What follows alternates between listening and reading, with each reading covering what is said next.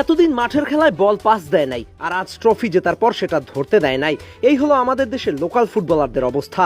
এতটা নিচু মানসিকতার ফুটবলার সম্ভবত পৃথিবীর আর কোথাও কোনো দলে নেই। বাংলাদেশ অনূর্ধ্ব 20 দলের লোকালরা রোনান এবং ডেকলান সলিভানের সাথে যা করলো তা এক কথায় স্বার্থপরতার সবচেয়ে বড় উদাহরণ। এক দলে এক জার্সিতে এক দেশের জন্য খেলেও বাংলাদেশি লোকালরা প্রমাণ করেছে তারা চায় নাই রোনান ডেকলানরা শাইন করুক। আর শিরোপা জয়ের পর অধিনায়ক মিঠু চৌধুরী সেটা রেনানের দিকে না নেয়ার ঘটনায় তাদের হিংসাত্মক মনোভাবের চিত্রটা আরো বেশি ফুটে উঠছে।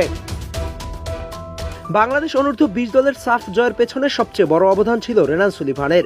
সুদূর বিদেশ থেকে দেশের টানে ছুটে এসে সুলিভান ব্রাদার্সরা দেখিয়েছে এই দেশের প্রতি তাদের টান কতটা গভীর। দেশের সমর্থকরাও তাদের আপন করে নিয়েছে নিজের ছেলের মতো করেই। কিন্তু জনগণের এই ভালোবাসাই যেন তাদের দুই ভাইয়ের জন্য কাল হয়ে দাঁড়ালো। টুর্নামেন্ট জুড়ে মাঠের পারফরমেন্সে একাধিকবার রেনানকে উপেক্ষা করার এই দৃশ্য দেখা গেছে।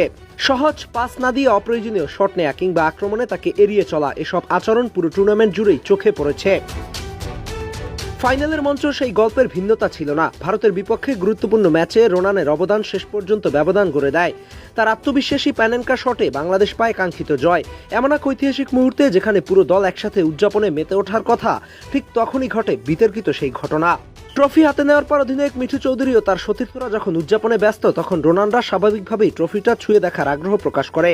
কিন্তু ক্যামেরায় ধরা পড়ে তাকে সেই সুযোগ দেওয়া হয়নি। শুধু রেনান নয়, ডেকলান সুলিভান একইভাবে ট্রফির কাছাকাছি যেতে চাইলেও বারবার উপেক্ষিত হয়েছে। বিষয়টি মুহূর্তেই সামাজিক যোগাযোগ মাধ্যমে ছড়িয়ে পড়ে এবং শুরু হয় তীব্র সমালোচনা। একটি দলের সাফল্য কখনোই ব্যক্তিগত নয়, এটা সম্মিলিত প্রচেষ্টার ফল। সেখানে একজন বা কয়েকজন খেলোয়াড় যদি নিজেদের আলাদা করে তুলে ধরতে গিয়ে অন্যদের অবমূল্যায়ন করে, তাহলে সেটি শুধু দলের পরিবেশকেই নষ্ট করে না, বরং দেশের ফুটবল সংস্কৃতিকেও প্রশ্নবিদ্ধ করে। বিশেষ করে প্রবাসী খেলোয়াড়দের ক্ষেত্রে এই আচরণ আরো স্পর্শকাতর। তারা ভিন্ন দেশ, ভিন্ন পরিবেশ ছেড়ে আসে শুধুমাত্র দেশের হয়ে খেলার টানে। সেই জায়গায় সম্মান না পাওয়া তাদের জন্য যেমন হতাশার, তেমনি ভবিষ্যতের জন্য একটি নেতিবাচক বার্তা। বাংলাদেশ ফুটবলের ভবিষ্যৎ অনেকটাই নির্ভর করছে এই তরুণ প্রজন্মের উপর। আজ যারা অনূর্ধ্ব 20 দলে খেলছে তারাই আগামী দিনে জাতীয় দলের প্রতিনিধিত্ব করবে। কিন্তু যদি এই বয়সী তাদের মানসিকতা এবং সংকীর্ণতা হয়ে ওঠে, তাহলে বড় মঞ্চে গিয়ে দলগত ঐক্য কতটা বজায় থাকবে তা নিয়ে শঙ্কা থেকেই যায়। সেই সাথে প্রবাসী ফুটবলাররা এভাবে অপমানিত হলে একটা সময় এই দেশে প্রবাসীদের আসার যে রথ চালু হয়েছে সেটাও বাধাগ্রস্ত হবে। আমরা চাই দলে কোনো ভেদাভেদ না থাকুক, ফুটবলটা সবাই দেশের জন্য খেলুক, উদযাপন করলে সবাই একসাথেই করুক।